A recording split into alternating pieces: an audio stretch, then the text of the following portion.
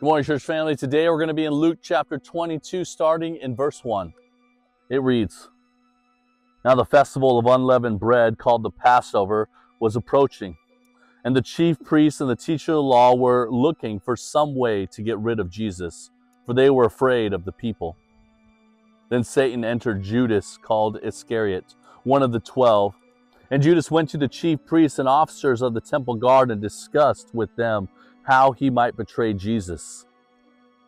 They were delighted and agreed to give him money. He consented and watched for an opportunity to hand Jesus over to them when no crowd was present." You know, as I read this passage, it is heartbreaking to think about the betrayal of Judas Iscariot.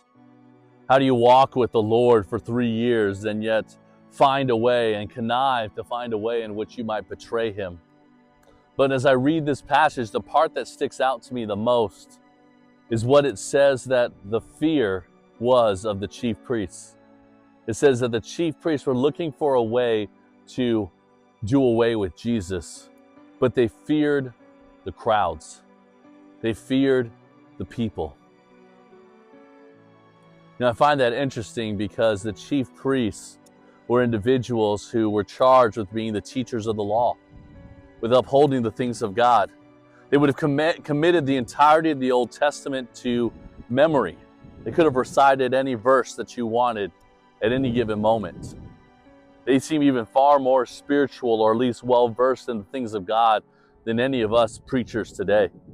And yet, it says that they feared the crowds. You know, I've walked with the Lord for the better part of 20 years now. And what I know from His Word is this truth. There's only one that we must fear, and that is the Lord. And that when we fear the Lord, that is the beginning of wisdom. You see, the chief priests didn't fear the Lord. They feared all these other things. And they made decisions that were unwise in response to their fear of the crowds. And while it may be difficult at times for us to grapple with how it is that Judas was able to betray Jesus, even after he had all the signs and miracles and all the teachings that he had been privy to.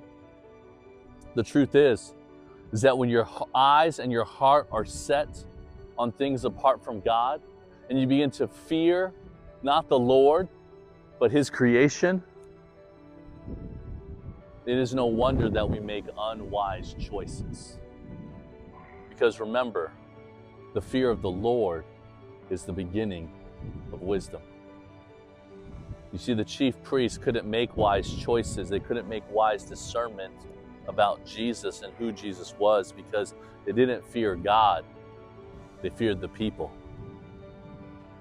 They were concerned about how the people might respond. And the crazy part is the people were responding as God had desired that they would, because they saw and recognized that the signs and miracles that had been performed by Jesus was evidence and an exclamation that He is God. And yet the chief priests couldn't bring their minds to that. They couldn't grasp that wisdom because they feared the people and not God. So their hearts weren't able to see Jesus as God saw Him. They could only see Jesus as a contender of power, as an opposition to the things that they valued, an opposition or an interrupter, if you will, a thief to the power and control that they had over the people. And they feared what was happening as they lost that power and control, and it was handed over to Jesus. Even though Jesus was the one who created them all, and He had all power and authority, and He showed it over and over and over again in every sign and wonder and miracle. So I wonder about us today. How are we being wise? Who is it that we fear? You know, I know my own life, I oftentimes get wrapped up into my circumstances and situations, and I begin to fear what's happening around me. I fear what's happening in my nation. I fear what's happening in my job. I fear what's happening with my family. And the truth is that I only have one to whom I'm supposed to fear, and that is the Lord. And when I recognize that the Lord is fighting for me, not against me, then it's the beginning of wisdom.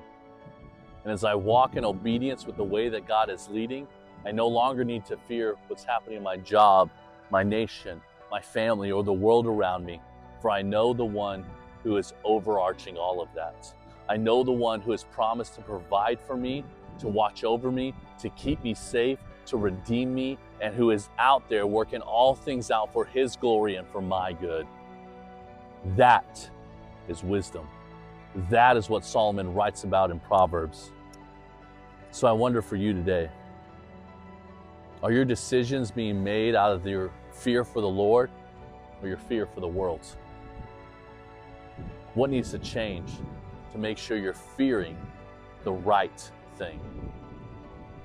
If you want to comment in the section below, I'd love to pray with you and encourage you in this, because I know that I need daily encouragement and daily accountability to keep my fear in the right spot, to keep my eyes focused on the right thing. Look forward to continuing on tomorrow in Luke chapter 22.